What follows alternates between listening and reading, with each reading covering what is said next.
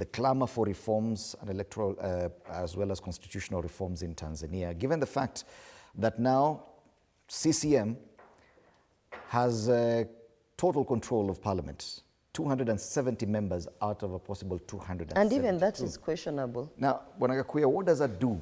Because in as far as multi-party democracy is concerned, Tanzania's history more or less mirrors Kenya's. They were only delayed in adjusting a few things, especially their constitution. The biggest clamor just before this constitution, and Tundu Lissu's party Chadema insisted that no reforms, no elections.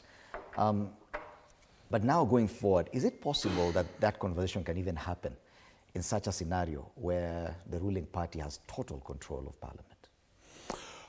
Dimoni note that the control of leadership is mainly by the control of numbers in the legislature.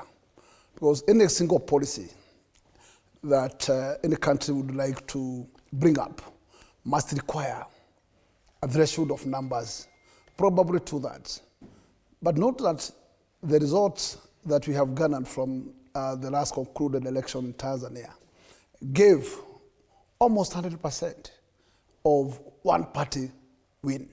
And therefore it tells that it will be a one-man show going forward.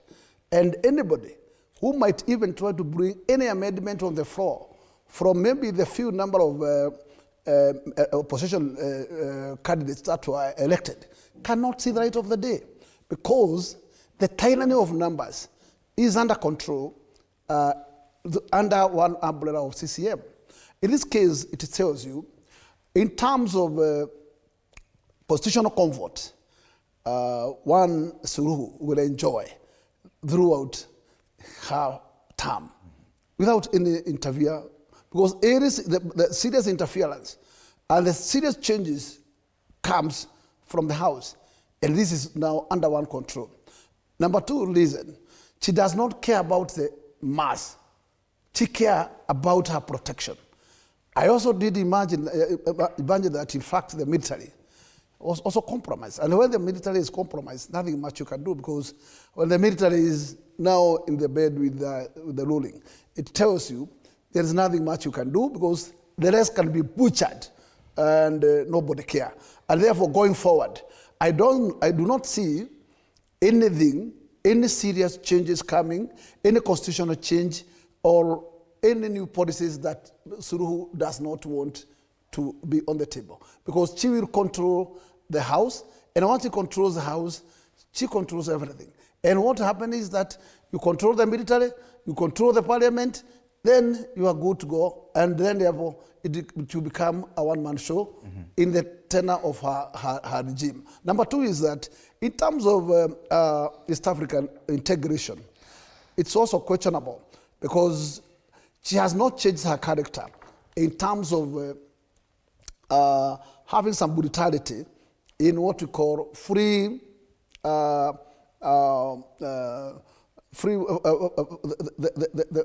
entering in and out of East African countries. We have seen her very deceitful, and especially when the activists were trying to enter to that country, they faced very, very terrible brutality.